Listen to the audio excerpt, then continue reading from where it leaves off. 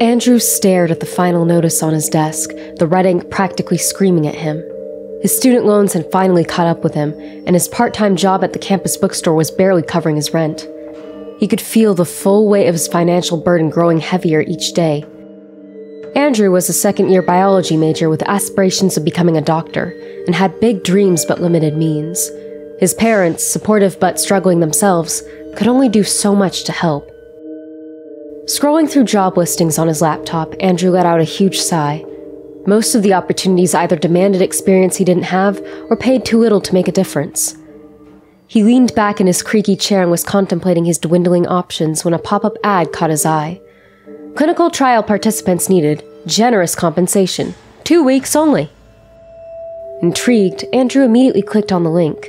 The trial was being conducted at Zenith Labs, a renowned research facility not far from his apartment that was known for its cutting-edge medical advancements. The ad promised a substantial payment for just a 2-week commitment. The specifics of the trial were somewhat vague, but it seemed simple enough. Routine medical tests, all expenses paid, and a hefty paycheck at the end. Feeling like he had nothing to lose, Andrew filled out the application form, detailing his medical history and personal information. Nevertheless, he hesitated for a moment before hitting submit. There was a nagging feeling tugging at the back of his mind. He'd known people who'd done this kind of thing, and none had ever had any lasting problems, but there was always a risk. But desperation overshadowed any doubt he had, and within days he received an email confirming his acceptance into the trial. Packing his bags, Andrew couldn't help but feel a modicum of excitement, albeit mixed with anxiety. The facility was located in a remote area, a bus ride's distance, but far enough away from the bustling city life he was used to.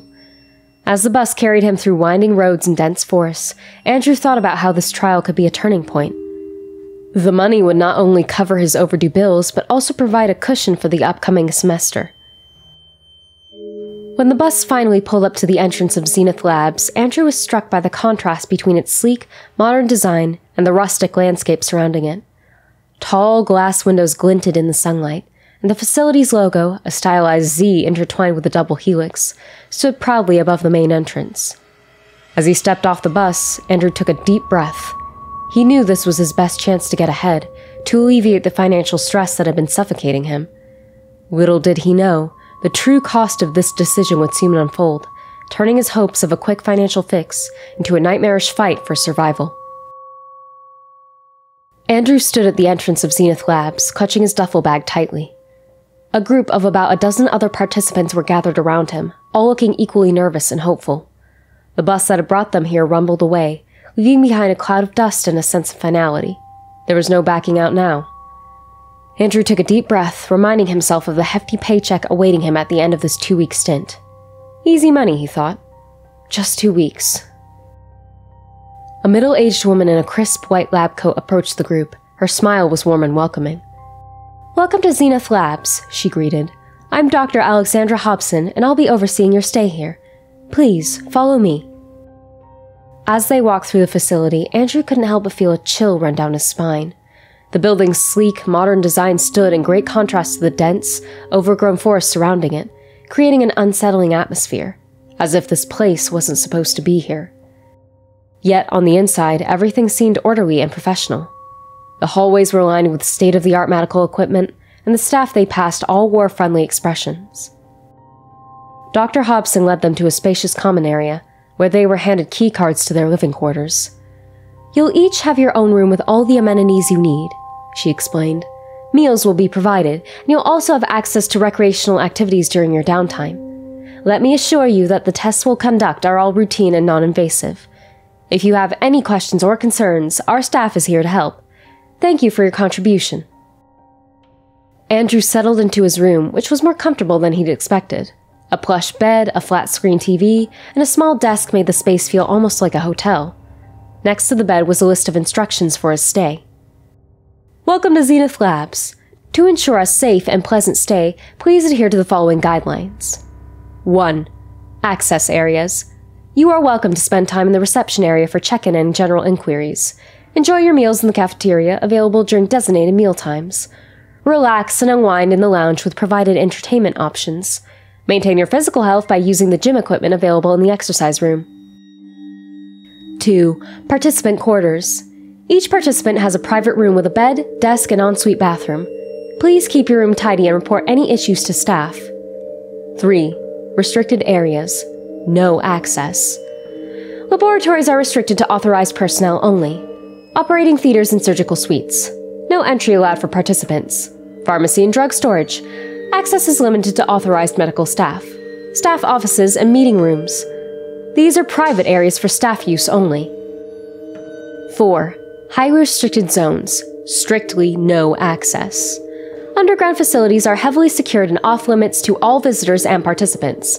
Entry to biohazard containment areas is strictly prohibited and monitored. 5. Security measures. Your keycard allows entry to designated safe areas only. Do not attempt to access restricted zones. The facility is under constant surveillance for your safety. Regular patrols are conducted by security personnel. Please comply with their instructions. 6. Daily routine. Follow the structured daily routine, including scheduled medical tests, meals, and recreational activities. Make use of the common areas during your free time, but avoid wandering into restricted zones. You are required to wear your wrist tag at all times. For any questions or assistance, please contact the front desk. Your cooperation ensures a safe and productive stay at Zenith Labs. Okay, so there was nothing particularly worrying there. It all made sense. Indeed, apart from his participation in the trials, it seemed like he would be spending his time in what looked to be a luxurious facility. He unpacked his belongings and decided to explore the facility. There were, of course, areas that he couldn't access, but from the areas he could walk around, nothing seemed to be amiss. Over the next few days, Andrew underwent a series of elementary medical tests, blood samples, physical exams, and questionnaires. The staff were always friendly and professional, and made the experience feel routine. He spent his free time getting to know the other participants who, like him, all seemed relieved by how easy everything was. They played games, watched movies, and shared stories about their lives and what circumstances had brought them there. Some of them he already knew from his time as a student. First, there was Lucy, who had grown up in a small, rural town in upstate New York. From a young age, she showed a remarkable talent for art, spending hours each day sketching, painting, and creating. Her mother, a single parent and local school teacher, nurtured Lucy's talent despite their financial struggles. Art supplies were a luxury, but Lucy made do with whatever she could find. Charcoal from the fireplace, scraps of paper, even natural dyes made from plants in their backyard. Lucy had met Andrew at a local cafe near the art school. Like Andrew, she was also a scholarship student, was struggling with her finances, and was working part-time as a barista. They bonded over their shared experiences of juggling academic pressures and financial difficulties. Lucy often shared her sketches with Andrew, who admired her talent and determination. Their friendship deepened over time, with Lucy becoming a source of inspiration and encouragement for Andrew. Then there was Mark, who hailed from a bustling city in Texas. His family ran a popular restaurant known for its unique fusion cuisine, blending Southern comfort food with international flavors. Mark grew up in the kitchen, learning the art of cooking from his parents and grandparents. His passion for culinary arts was evident from a young age, and he dreamed of one day taking over the family business and expanding its reach. Mark and Andrew had also previously met, through a mutual friend at a university event. They quickly bonded over their shared love for creative expression, Mark through cooking and Andrew through his academic pursuits. Mark had often invited Andrew to his dorm to try new dishes, and their friendship grew from there. Mark admired Andrew's dedication to his studies, and Andrew appreciated Mark's passion and zest for life. Finally, there was Sarah, who had grown up in a quiet suburban neighborhood in the Midwest. Her parents were both academics, and from an early age, she was encouraged to pursue her intellectual interests. Sarah developed a love for literature, often losing herself in the pages of classic novels and poetry. She was a quiet and introspective child, preferring the company of books to the bustling social scenes her peers enjoyed. Sarah and Andrew had met in a literature class they both took as an elective.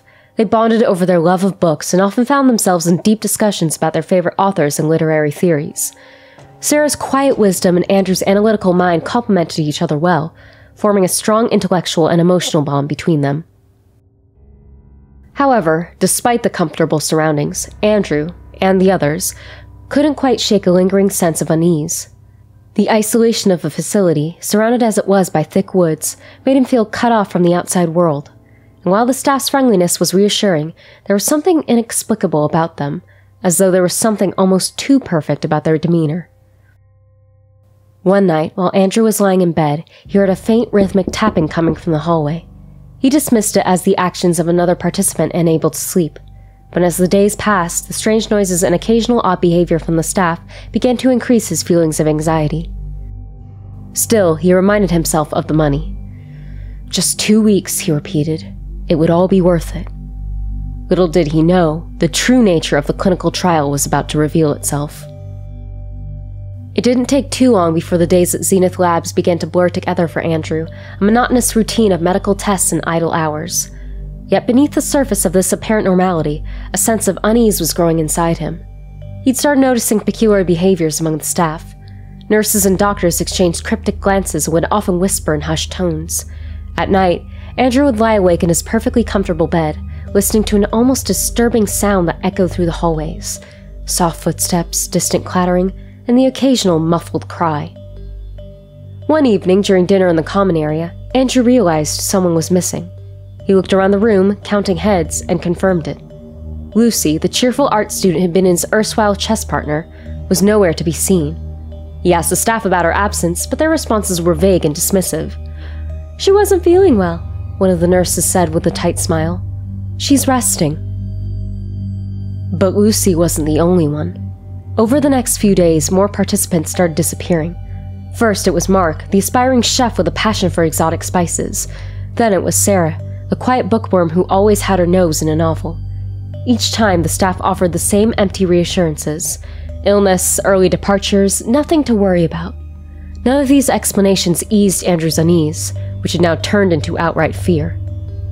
Determined to find out what was happening, Andrew devised a plan. Late one night, when the facility was cloaked in silence, he slipped out of his room. Heart pounding, he navigated the softly lit corridors, careful to avoid the patrolling guards. He reached a door marked Restricted Access, and after a moment's hesitation, swiped a keycard he had lifted from a distracted nurse. The door clicked open, revealing a narrow, sterile hallway that led to a series of rooms. Andrew crept forward, glancing into each room through the small rectangular windows in each of the doors. His breath caught in his throat when he saw them. Room after room of unconscious participants, including Lucy, Mark, and Sarah, each lying on gurneys with various medical apparatus attached to their bodies. Their expressions were serene, almost peaceful, but the sight of the surgical tools and bags labeled with words, "harvested organs," told a horrifying story. A wave of nausea washed over Andrew as he backed away from the window, trying to process the grisly scene. He stumbled upon a small office and ducked inside, where he quickly rummaged through the files and documents scattered across the desk. What he found confirmed his worst fears: detailed records of systemic organ harvesting, signed off by all those doctors who had seemed so friendly and professional. Andrew knew he had to get out and make sure the world knew what was going on in this facility, but as he turned to leave, the door creaked open. He froze, eyes widening as Dr. Hobson stepped into the room. Her friendly smile was gone, replaced by a cold, calculating gaze. "You're not supposed to be in here, Andrew," she said, her voice devoid of warmth. Panic surged through him as he pushed past her, sprinting down the hallway. Within seconds, the alarm blared, and red lights were flashing as the facility erupted into chaos. Andrew darted through the corridors, his heart pounding in his ears. He managed to find a hiding spot in the storage closet, where he sat in the darkness, struggling to quiet his ragged breathing.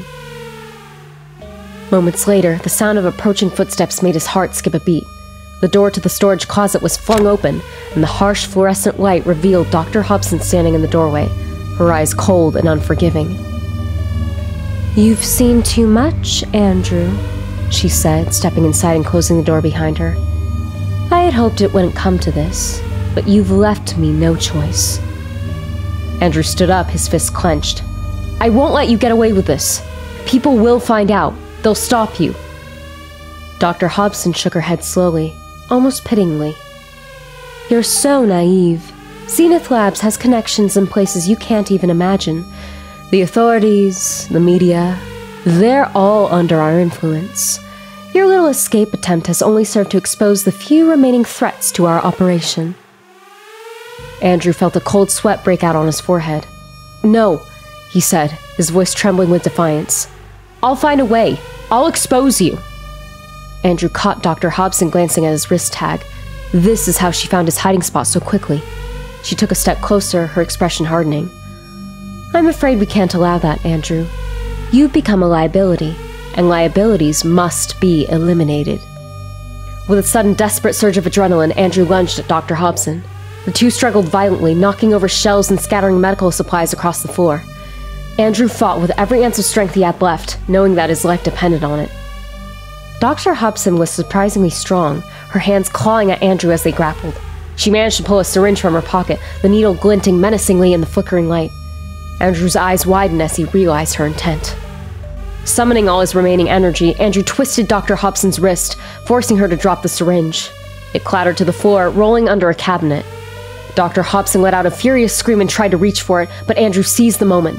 He grabbed a heavy metal tray from a nearby shelf and swung it with all his might, striking Dr. Hobson on the side of her head. She crumpled to the ground, unconscious, or worse. Andrew didn't wait to find out. Gasping for breath, he stumbled out of the storage closet and into the chaotic hallway, discarding his wrist tag as he did. Within seconds, the alarm blared, red lights flashing as the facility erupted into chaos. Andrew darted through the corridors, his heart pounding in his ears. He managed to find a hiding spot in the storage closet, where he sat in the darkness, struggling to quiet his ragged breathing. Paranoia set in as he waited, every creak and footstep outside the door heightening his fear. He could trust no one. Not the staff, not the participants who hadn't disappeared. Yet. Anyone could be complicit in this nightmarish scheme. Andrew knew he had to escape, but with every exit guarded and the whole facility on high alert, his options were limited. Desperately, he began to formulate a new plan, one that would take every ounce of cunning and courage he had left.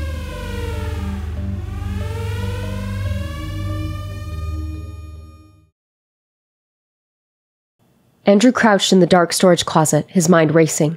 He clutched a folder he had grabbed from the office. It was filled with damning evidence, names, dates, procedures, and even photographs documenting the organ harvesting operation. It was undeniable proof of the facility's gruesome activities. But now, the stakes were higher than ever.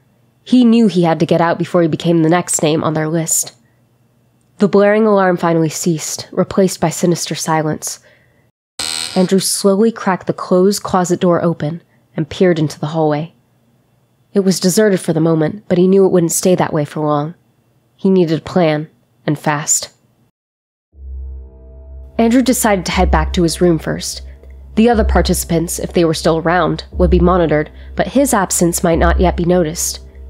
He moved swiftly and silently, his senses on high alert. When he reached his room, he found it untouched. He grabbed his backpack and stuffed the incriminating folder inside, and packed a few essentials: water, energy bars, and a small flashlight. He was sure he knew the facility's layout well enough by now, having spent days wandering its corridors.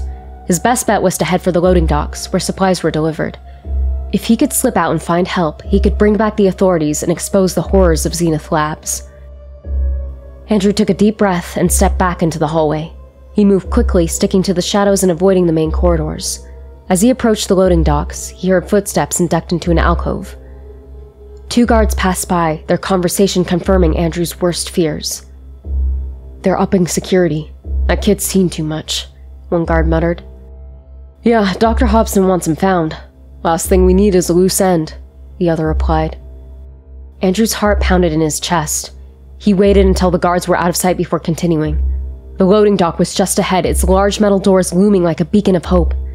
He crept closer, sticking to the periphery, and spotted a small side door that was ajar, likely left open by a careless staff member. Andrew slipped through the door and found himself in the storage area filled with crates and medical supplies. He moved toward the main dock area, where a delivery truck was parked. As he approached, he heard voices, workers unloading the latest shipment. He needed to wait for the right moment. The workers finished their task and began to leave, giving Andrew enough time to seize the opportunity. He darted towards the truck and climbed inside, hiding behind a stack of boxes.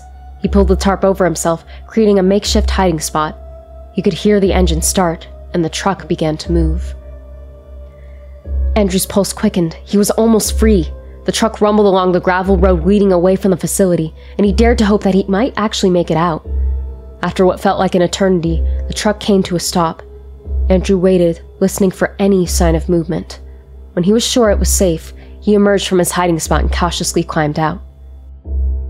He found himself at a gas station several miles from the facility. He looked around, the harsh fluorescent lights of the station illuminating the deserted area. He approached the payphone outside the station, his hands trembling as he dialed the emergency number. 911, what's your emergency?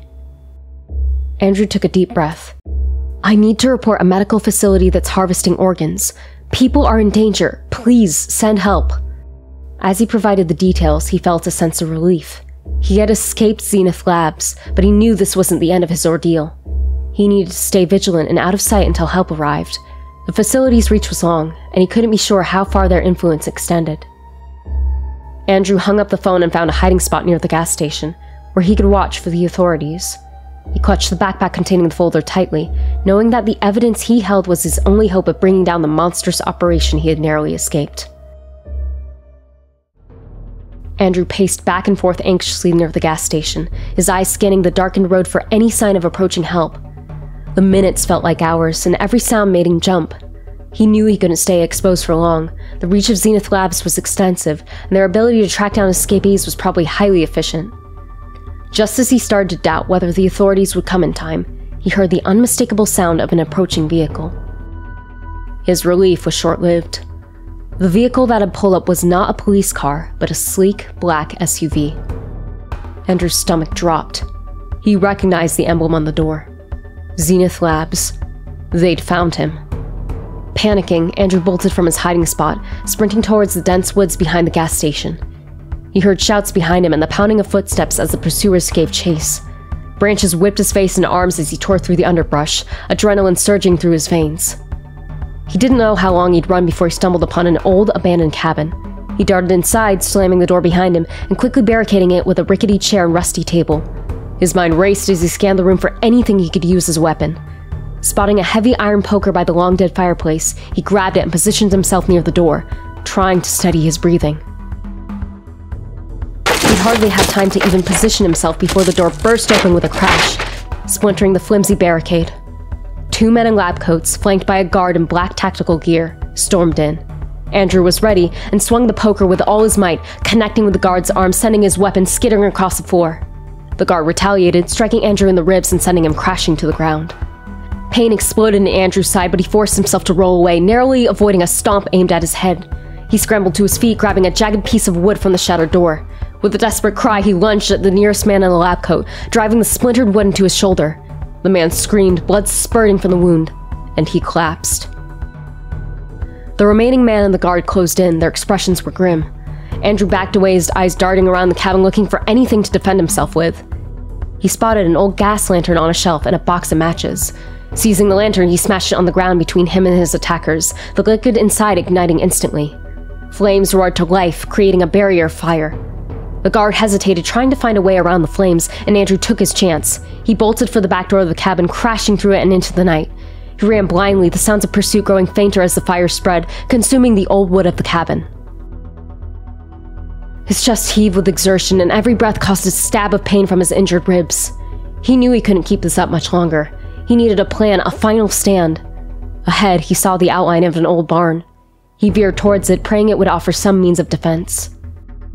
Inside the barn, Andrew quickly scanned his surroundings. He found a ladder leading up to a hayloft and climbed it, pulling the ladder up behind him.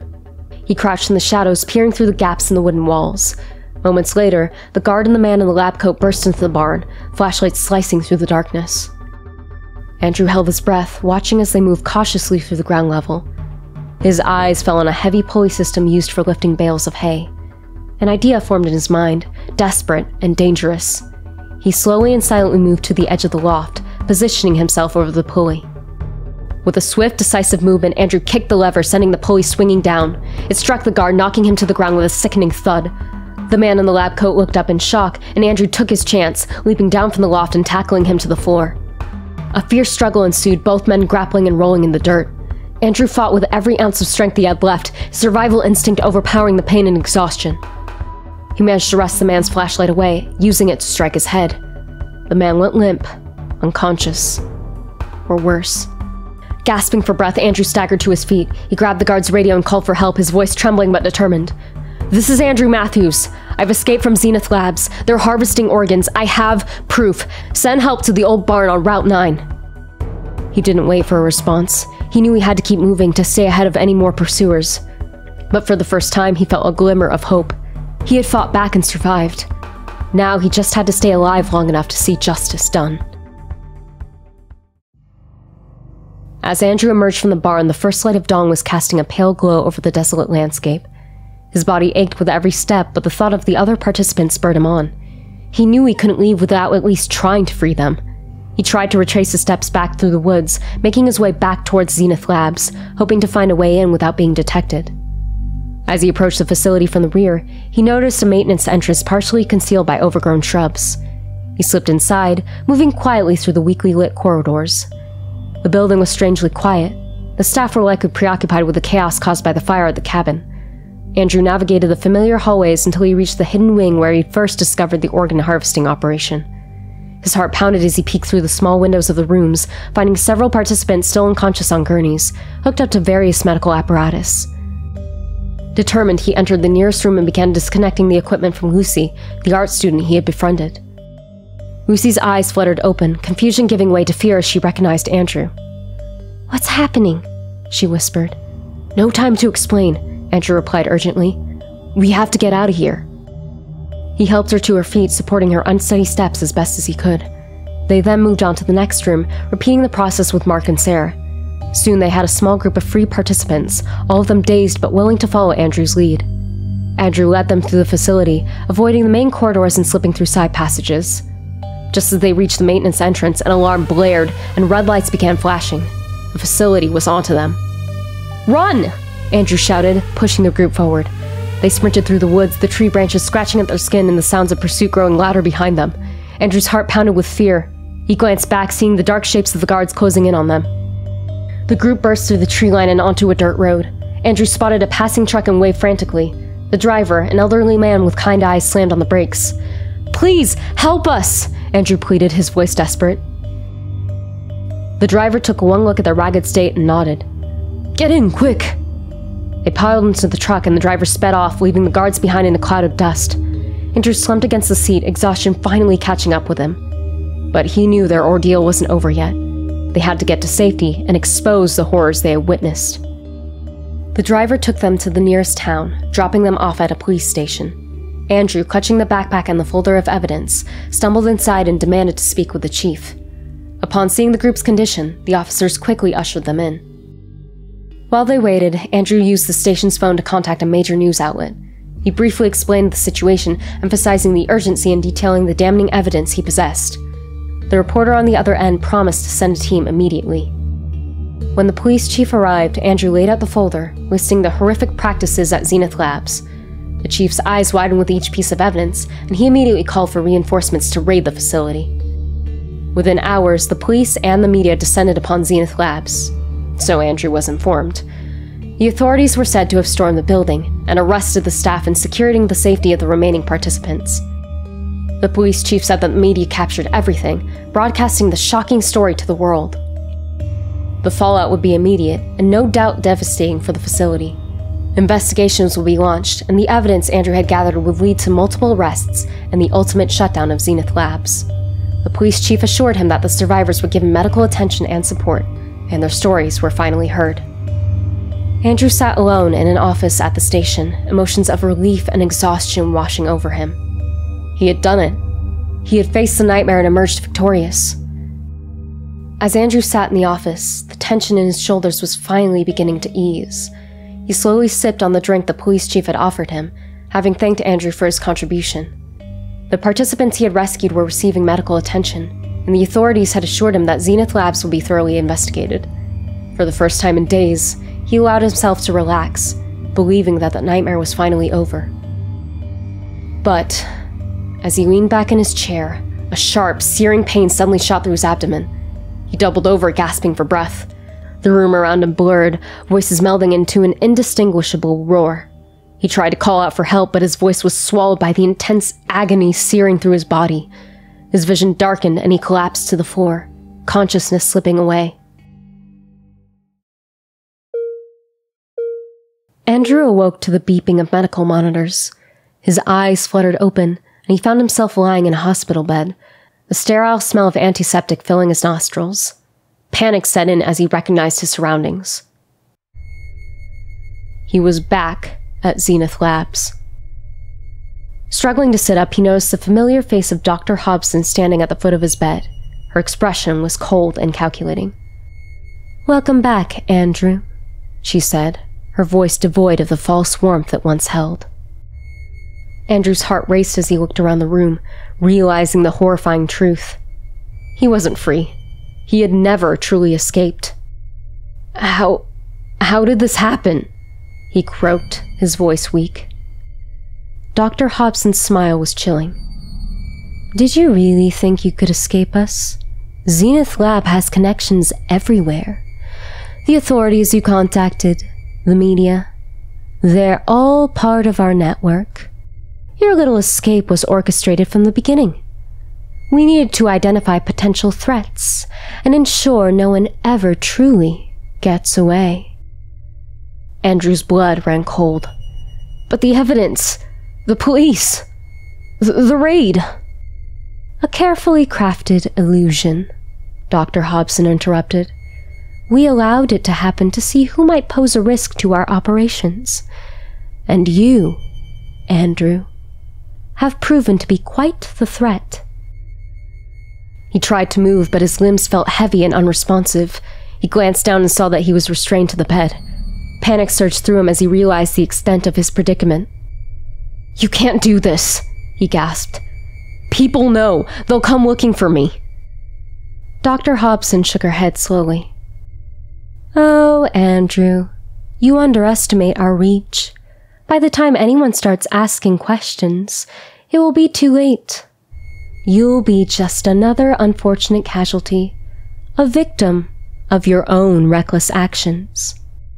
As she spoke, a team of surgeons and nurses entered the room, preparing the instruments for the upcoming procedure. Andrew's eyes widened in horror as they approached, their faces devoid of any empathy or remorse. "You can't do this!" he screamed, struggling against the restraints. "Please, no!" Dr. Hobson leaned in close, her cold breath brushing against his ear. "Goodbye, Andrew. Thank you for your cooperation." The last thing Andrew saw was the glint of a scalpel underneath the harsh surgical lights. As the anesthesia took hold, he felt a profound sense of helplessness. The world faded to black, and Andrew knew his fate was sealed. In the end, Zenith Labs had ensured that no one ever truly escaped their grasp. The facility continued its operations, harvesting organs from unwilling donors, hidden behind a veil of legitimacy and power.